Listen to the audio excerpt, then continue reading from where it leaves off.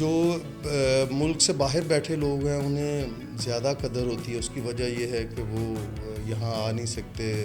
پنڈی سے مجھے انہوں نے گرفتار کر لیا. منحوس شخص آ گیا. جی آ گئے. ہاں تبدیلی والے. ہاں پتہ نہیں اب اسے انتشاری بندہ آ گیا. اس کے بعد اس نے جو ملک کے ساتھ کیا. انہوں نے بتایا کہ ہیلتھ یونٹ کی گاڑی آئی ہے فیلڈ ہاسپٹل جو میڈم مریم نے یہ جو. بسم اللہ الرحمن الرحیم. السلام علیکم. میں ہوں آپ کی میزبان اینی باجوہ اور آپ دیکھ رہے ہیں ویژن وائب. اپنے تمام دیکھنے والوں کو خوش آمدید کہیں گے. کیسے ہیں آپ سب؟ امید ہے خیریت سے ہوں گے. آج جس پرسنالٹی سے میں آپ کو ملوانے لگی ہوں جو ہمارے پروگرام کا آج حصہ بنے ہیں ان کا تعارف میں اس طرح سے کرواؤں گی کہ اسٹیج اور تھیٹر کی دنیا کا ایک بہت بڑا نام جو کہ نہ صرف ہمارے پاکستان میں بلکہ پاکستان سے باہر بھی تمام ممالک میں بہت اچھے طریقے سے جانا جاتا ہے. اور جب بھی کبھی کامیڈی کا نام آتا ہے یا کوئی ایسی چیز ہمارے سامنے جگت آتی ہے تو ہمارے سامنے ایک ہی نام آتا ہے, وہ ہے طاہر انجم صاحب کا, جنہوں نے بہت زیادہ نام کمایا. اور اس کے ساتھ ساتھ وہ ہیں مسلم لیگ نون سے کلچرل ونگ پنجاب کے پریزیڈنٹ بھی ہیں, سیاست بھی کر رہے ہیں اور ساتھ ساتھ کامیڈی بھی کر رہے ہیں. بڑا مزہ آئے گا ان کے ساتھ بات کرنے میں. تو ملوانے لگے ہیں آپ کو طاہر انجم صاحب سے. السلام علیکم. وعلیکم السلام. کیسے ہیں آپ؟ جی شکر الحمدللہ. آپ ویلکم کریں گے کہ آپ کے اور بھی پروگرامس تھے تو آج آپ نے ہمیں ٹائم دے دیا ہے. تھینک یو, آپ نے بلایا. اچھا طاہر انجم صاحب, مجھے بتائیں, آپ کے بے شمار انٹرویوز ہوئے ہیں اور ہم پوچھتے ہیں کہ آپ کا آبائی تعلق کہاں سے ہے, پر میں چاہوں گی کہ ویژن وائب پہ آئے ہیں تو دوبارہ سے ایک دفعہ ہم پھر پوچھیں گے کہ کہاں سے آپ اسٹارٹ ہوا اسٹیج کا, تھیٹر کا. کیونکہ میں آپ کی تھوڑی سی بیک گراؤنڈ دیکھ رہی تھی تو ٹوٹل میں جو چیزیں سننے میں آئیں کہ بڑا دینی گھرانہ تھا, اور اس کے بعد ایک دم سے ہم کامیڈی اور تھیٹر میں دیکھتے ہیں وہ سب کیا تھا. ہمارے جتنے بھی ناظرین انہیں بتائیے گا. اچھا, میں انہوں کو اپنے پچھوں علاقے دا دس دیتا ہے. ہوں مینوں میرے علاقے والے گلا کرن لگ پے نے کہ تسی کیوں انہاں ساڈا نال ہے. بیسکلی میرا تعلق جو ہے وہ شیخو پورہ سے. تو شیخو پورہ وہیں میں ڈگری کالج شیخو پورہ میں نے جو ہے پڑھا ہوں, اور میرے ساتھ اور بھی کچھ لوگ اس وقت تو سیاست میں بڑے بڑے نام بن گئے میرے ساتھ شیخو پورہ سے ہی پڑھتے رہے ہیں.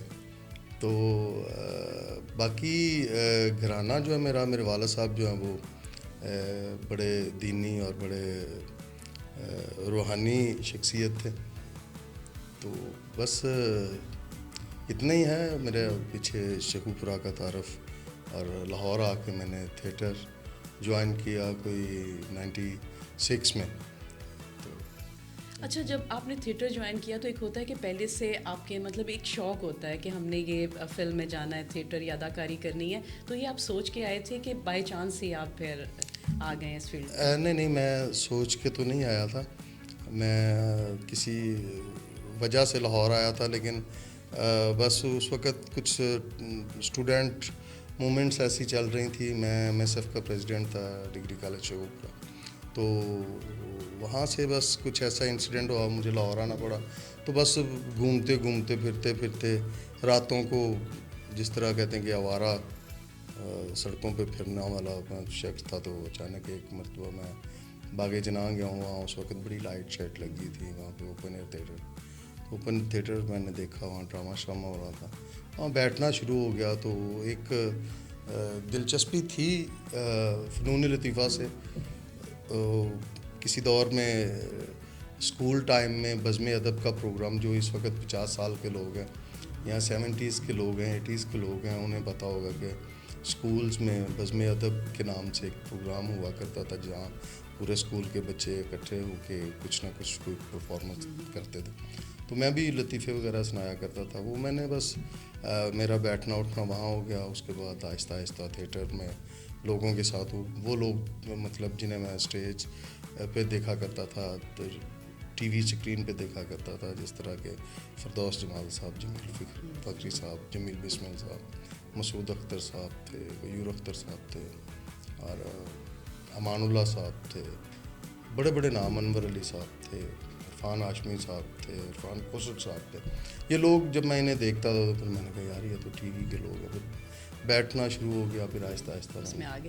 اور جب آپ کو پذیرائی ملنا شروع ہوئی تو پھر تو پراپر ہم دیکھ رہے تھے کہ جہاں بھی کوئی لوگ ہنس رہے ہیں تو کہہ کے ہو رہے ہیں تو آپ کا نام کبھی سوچا نہیں تھا کہ اللہ تعالیٰ نے مجھے اتنا بڑا سٹار بنا دینا. اور پروردگار کی بڑی کرم نوازی ہے, مطلب کہ ایک ٹائم ایسا آیا کہ پھر میں لوگ مجھے جاننے لگ گئے, پہچاننے لگ گئے, اور اس کے بعد میں مطلب پوری دنیا کا وزٹ کر کے آیا, پوری دنیا میں نے پرفارمنس کی.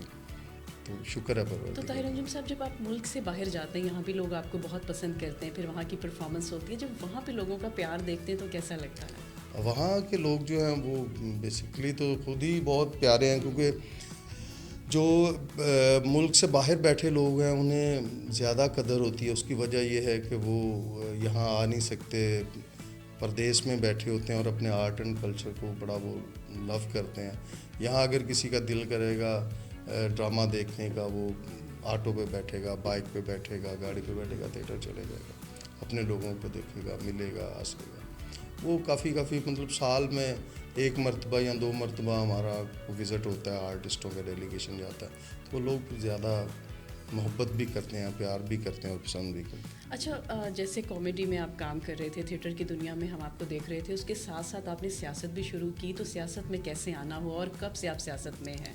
سیاست میں میرے والد صاحب جو ہیں وہ ڈسٹرکٹ کونسل کے ممبر رہ چکے ہیں. ویسے تو سیاسی طور پہ میں نے جب آنکھ کھولی ہے تو ایک سیاسی گھرانے میں آنکھ کھولی ہے دیکھا جائے تو. پھر 88 میں پڑھتا تھا تو نواز شریف صاحب اس وقت الیکشن لڑ رہے تھے اور IGI پیپلز پارٹی کے ساتھ مقابلہ تھا. تو نواز شریف صاحب فرسٹ ٹائم, میں نے ڈسٹرکٹ شیخوپورہ میں ایک کمپنی باغ ہے, وہاں پہ جلسہ ہو رہا تھا, اور نواز شریف صاحب کو میں نے چمکتا دھمکتا چہرہ اور ایک خوبصورت پرسنالٹی کے مالک, اچھی شخصیت اور کیا خوبصورت باتیں, وہ ایک نوجوان کے لیے ایسی باتیں سن کے پھر میں بڑا مطلب ان سے محبت کرنے امپریس بھی ہوا. جب انہوں نے کہا کہ میں اس وقت انڈیا پاکستان کا زیادہ ذرا ہمیں اس وقت, اب تو شاید وہ گرم جوشی جن نوجوانوں میں نظر نہیں آتی, اس وقت ہم انڈیا پاکستان کا ایک ہم سب جتنے اسٹوڈنٹس تھے کشمیر کے حوالے سے لے کے بڑا جوش و جذبہ ہوتا تھا. تو جب نواز شریف صاحب نے کہا اسٹیج پہ کھڑے ہو کے کہ میں پاکستان کو ایشین ٹائیگر بناؤں گا, تو میں بڑا متاثر ہوا, اور پھر میں نے MSF اس کے بعد میں نے جوائن کی. اچھا, اس وقت جمعیت کا دور تھا, بیسکلی زیادہ جمعیت کے لوگ تھے, جمعیت زیادہ کالجز میں اور اسٹوڈنٹ پولیٹکس میں زیادہ وہ ان کا عمل دخل تھا. پھر MSF میں نے جوائن کیا MSF. اس کے بعد میں نے بھی سیاسی کیریئر کا آغاز کر دیا. پھر اس کے بعد الیکشن آئے, الیکشن MP MNS کے الیکشن لڑتے تھے. جب ظاہر ایک ذمہ داری تھی MSF کی, کافی کام کیا. جب شوبز میں آ گیا ہوں تو کام میں پھر بھی پارٹی کے لیے کرتا رہا ہوں, محبت کرتا رہا ہوں, ڈرامے کرتا رہا ہوں, اسٹیج پہ مطلب نام لیتا تھا. جب 99 میں کو ہوا, مشرف صاحب آئے, اس نواز شریف صاحب باہر چلے گئے, تو اس کے بعد میں ایک مرتبہ گرفتار بھی ہو گیا پنڈی سے. نواز شریف صاحب کی زندگی پہ ایک لائف پہ ڈرامہ لکھا, اس کا نام میں نے ہم ہیں پاکستانی. ہے تو وہ قومی یکجہتی پہ کھیل تھا, لیکن وائنڈ اپ پہ نواز شریف صاحب کا ایک پیغام تھا, وہ چلتا رہا. لوگ محبت کرتے تھے نواز شریف صاحب سے. وہ شکایت ہو گئی, بات چھپاتے پہنچ گئی جنوں تک پہنچنی تھی, وہ پہنچ ہی جاتی ہے. ہاں, آج کل کا ٹائم ایسا ہے, بات پہنچ جاتی. پنڈی سے مجھے انہوں نے گرفتار کر لیا. اچھا, یہاں پہ لاہور لے کے آئے. لاہور بس کچھ دن رکھنے کے بعد مجھے چھوڑ دیا, اور مشرف دور میں کچھ پابندیاں لگیں, محبت کا پارا جو ہے وہ پھر اور تیز ہو گیا. پھر نواز شریف صاحب, ظاہر ہے میں 88 سے چھوٹے ہوتے ہی نواز شریف صاحب کی محبت میں مبتلا تھا, تو اس کے بعد ایک یہ منحوس شخص آ گیا. جی آ گئے. ہاں, تبدیلی والے. ہاں, پتہ نہیں اب اسے اس بات کو کاٹنا نہیں, ہم اس کو بالکل نہیں کاٹیں گے. ہاں, تو یہ انتشاری بندہ آ گیا. اس کے بعد اس نے جو ملک کے ساتھ کیا, اور پھر نواز شریف صاحب ایک مرتبہ پھر اسی طرح سے ایک پریشانی میں چلے گئے. ایک پریشانی کا عالم ملک میں بن گیا. نواز شریف صاحب کو علاج کے لیے پھر جانا پڑا باہر. پھر میں لنڈن گیا میاں صاحب کے ساتھ. ایک مطلب ان کے ساتھ محبت کا سلسلہ میرا کبھی بھی نہیں ختم ہوگا اور نہ کبھی ختم ہوا ہے. وہ لنڈن تھے تو میں لنڈن ملنے چلا جایا کرتا تھا, پاکستان تھے تو میں گھر میں ملنے چلے جایا کرتا تھا. نواز شریف صاحب کو بھی پتہ ہے کہ میں ان سے بڑی محبت کرتا ہوں اور وہ بھی بڑی محبت کرتے ہیں. یہی میری بیس ہے. ابھی بھی مجھے بہت لوگ جو ہیں میرے جاننے والے, میرے رشتہ دار, دوست احباب بہت مجھے منع کرتے ہیں کہ آپ اتنا بولڈ سٹیپ نہ لیا کریں, آپ ویڈیوز بناتے ہیں, یہ کرتے ہیں, وہ کرتے ہیں.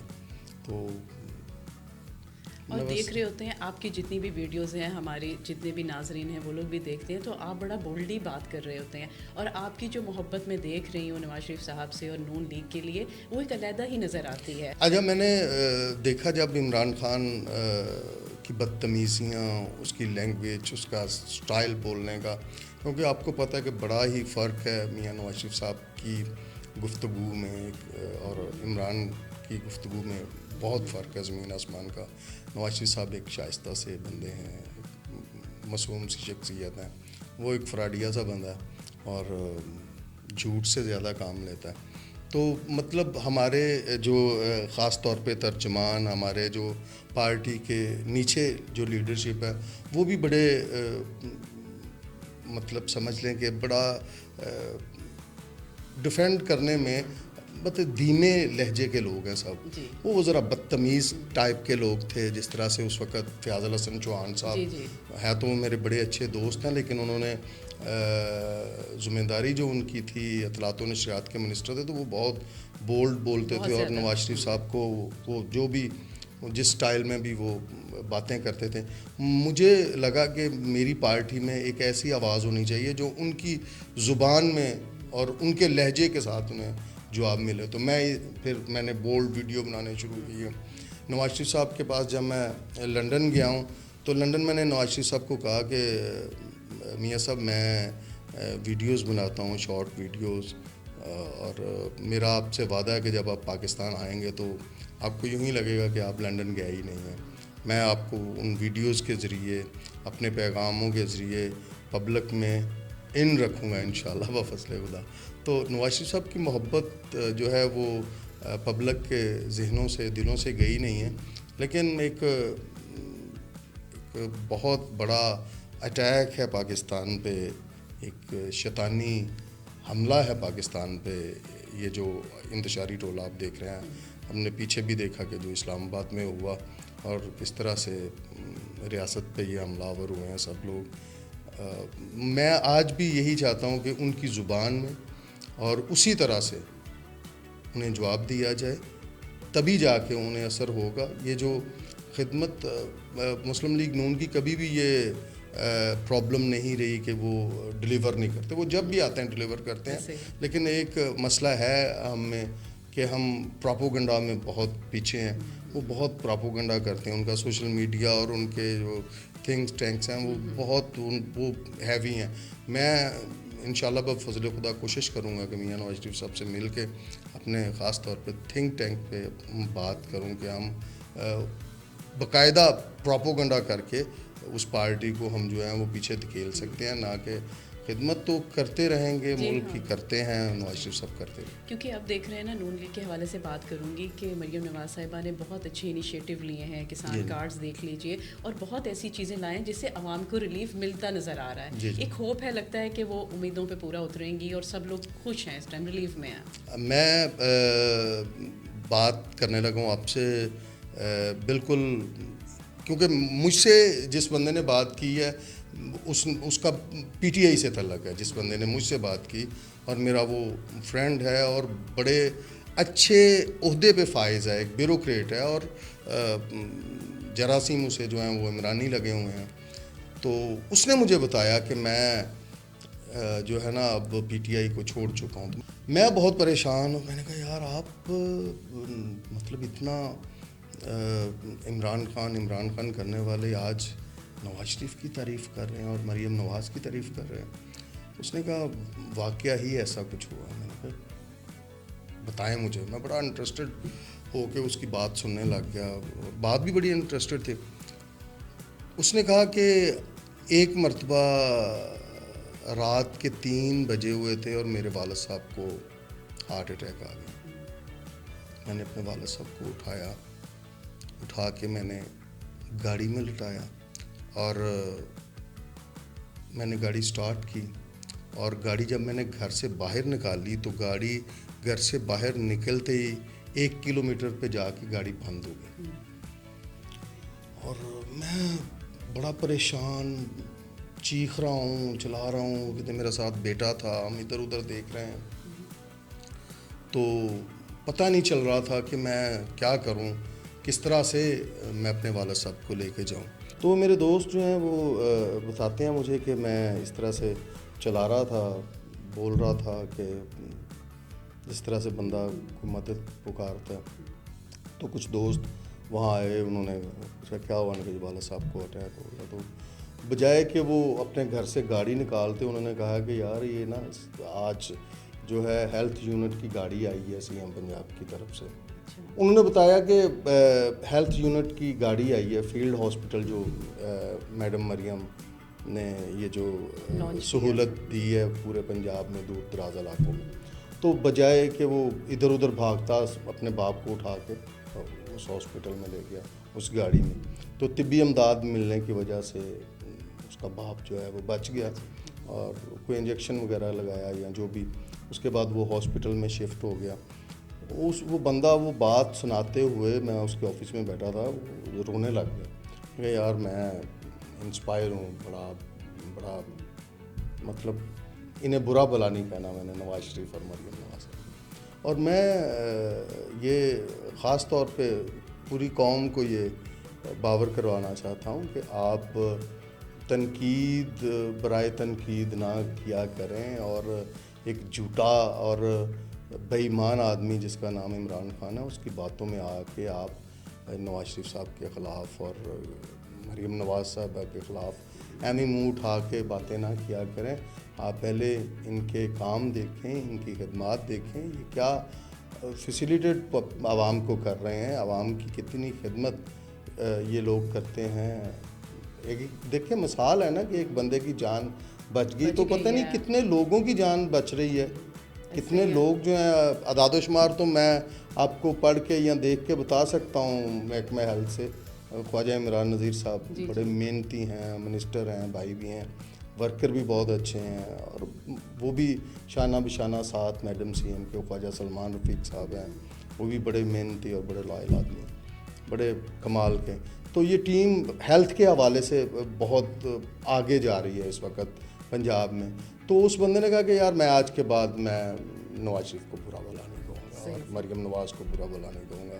تو میں یہ کہتا ہوں کہ جس دن اس ملک کو یہ جو اس کے شہر سے نکل کے ایک مرتبہ نواز شریف اور مریم نواز کی خدمات کو دیکھیں گے نا, تو کوئی بھی جو ہے وہ عمران خان کو اچھا نہیں کہے گا, اور کوئی بھی نواز شریف اور مریم نواز کو برا نہیں کہے گا. آپ یہ دیکھیں نا کہ جو فیلڈ ہاسپٹل کے بارے میں جتنے بھی ہمارے ناظرین ہیں, کئی لوگوں کو نہیں پتا کہ مریم نواز صاحبہ نے اتنا اچھا انیشیٹو لیا ہے, اور طاہر انجم صاحب پورا ہاسپٹل کر رہے ہیں کہ پورا ہاسپٹل مطلب ہر ولیج میں ہمیں جی ڈاکٹرز ہوتے ہیں, اس میں باقاعدہ دوائیاں ہوتی ہیں, انجیکشن ہوتے ہیں, اور فری علاج جو ہے فری جو ہے دوائیاں ملتی ہیں وہاں پہ. کوئی بھی اپنا چیک اپ کروا سکتا ہے, اور بڑے پیشنٹ جو ہیں وہاں سے ٹھیک ہو جاتے ہیں. اور یہ ایک قدرتی معاملہ تھا کہ اس دوران ایک بندے کو ہارٹ اٹیک آیا اور وہ صحت مند ہو گیا. جی, اور اس طرح سے ایمبولینس ہیں, ایئر ایمبولینس ہیں پاکستان میں, جو کبھی سوچا بھی نہیں تھا.